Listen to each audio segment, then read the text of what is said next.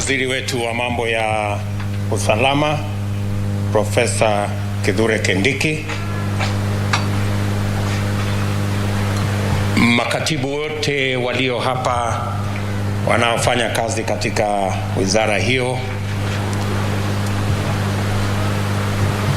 Inspector General of Police, our DIGs, senior police officers, family and friends of graduates, and my very dear graduates, good morning. I join you in celebrating this moment when we witness the passing out of General Service Unit recruits.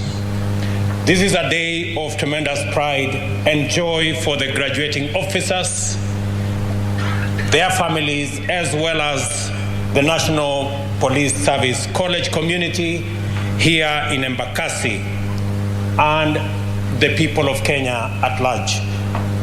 The graduates assembled here before us have satisfied the college that after qualifying for admission, they demonstrated the necessary knowledge, skill, patriotism, courage, and discipline to join the General Service Unit.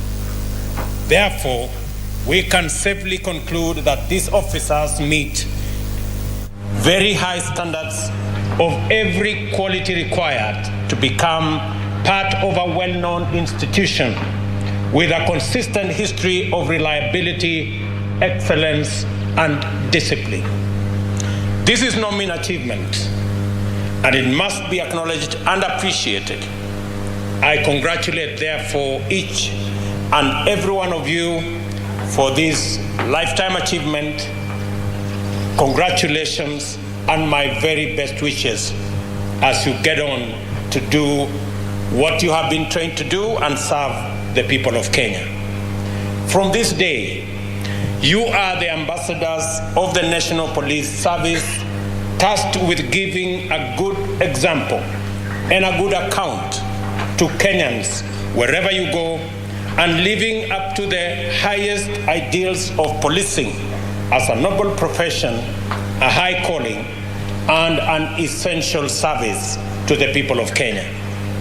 You have been deliberately and rigorously selected to represent the face of Kenya in its glorious diversity and trained together to become a cohesive cohort of brothers and sisters to be deployed to any part of our country, and you will be expected to serve all Kenyans selflessly, fairly, with integrity, without any discrimination whatsoever. As a new generation of Kenyans and of police officers, you are tasked with doing much more to promote national cohesion and to completely eradicate tribal and other forms of discrimination, both among yourselves and whenever and wherever you come in contact with civilians. As I have told you and told your colleagues earlier in the last 2 days, the new policing paradigm that the government is promoting demands of you to apply yourselves to your work in an exemplary manner, that when law-abiding Kenyans see you, they see hope, they see relief, safety, and a solution to their security challenges. On the other hand, when criminals and antisocial elements see you, they should immediately regret their actions and go ahead to respect our people, their interests, their property, and all national institutions. Your graduation demonstrates the government's determination to develop a police service that addresses and resolves national security challenges and threats to law and order in a way that is aligned with national values and principles of governance. This occasion is also evident that we are attuned to the complexity, dynamism, and magnitude of policing environment. Technology has increased the capacity of criminal networks to do great harm faster and over large distances. Cross-border and transnational crime leverages modern technology to escape detection and interception. Resources, technologies, and information are shared across the world over digital infrastructures, and criminal actors can move with ease across international borders. Closer home, political crisis, armed conflict, instability, and civil strife have led to the trafficking in weapons and the proliferation of illicit arms in civilian hands, intensifying the capacity of bandits and cattle rustlers to wreak havoc among our pastoral communities in Kenya, especially in our arid and semi-arid rangelands.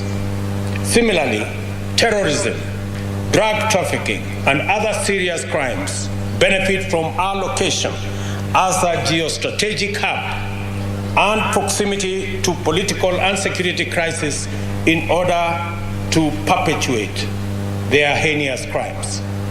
We shall no longer follow the tradition of putting cattle rustlers, bandits, and other criminals on notice. Instead, we will move resolutely and systematically to take measures to make our presence, intent, and capability evident for all to see. The interests of Kenyans are not to be infringed without serious consequences. I repeat that the rights, freedoms, lives, and livelihood of the citizens of the Republic of Kenya shall not be interfered with without a robust and effective response. We have no choice as a country except to rise up to the challenge and to do all we can to ensure that Kenyans and their interests are safe and that people can lead their lives and pursue their aspirations within our borders in a free, open, and democratic society that is safe and secure. You are the custodians of our freedom and prosperity. We therefore have a duty to live up to our respective parts of our pact to keep Kenya safe, free, and working. The General Service Unit is a highly regarded specialized unit with paramilitary capabilities and capacity to deploy on short notice and engage effectively with security threats in various types of difficult conditions, terrain, climates, including urban combat. It is the cutting edge of our police response to armed conflict and security challenges. On our part, we are committed to enhancing the establishment and technical capacity of the National Police Service to make sure that every Kenyan is and feels adequately served by the police throughout the country. This graduation ceremony is the third this week and the latest installment of 991 recruits, making a total of 5,867 officers who graduated in the past 3 days. This demonstrates our commitment to ensure that Kenyans enjoy adequate police services and that our capacity to keep the people and their interests safe is continuously enhanced. On my first day in office, I signed the instrument that conferred institutional autonomy to the National Police Service by transferring the police budget from the Office of the President to the Office of the Inspector General. Only real autonomy of the police service will safeguard professionalism and independence and enhance the institution's contribution to the governance, justice, law, and order sector. We are serious about investing in the enhanced recruitment, training, and skills, equipment and technology, conditions of service and welfare, as well as health and well-being of our police officers. We recognize this not only as the obligation of government, but also as the foundation of police capacity to give Kenyans the highest standard of service in a highly challenging policing environment. I want to give you an assurance of the government's intention to keep its word and fulfill its part of the bargain. In return, I urge each and every one of you to be patriotic and courageous. You are expected to live up to your oath and standing orders at all times.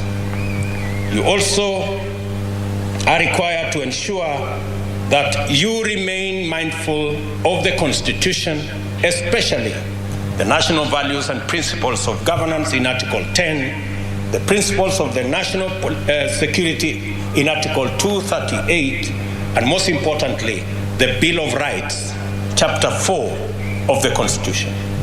Always bear in mind that the police are faithful servants of the people of Kenya. Cultivate excellent relations with citizens and communities wherever you go and are deployed, and your work will be easier and more rewarding.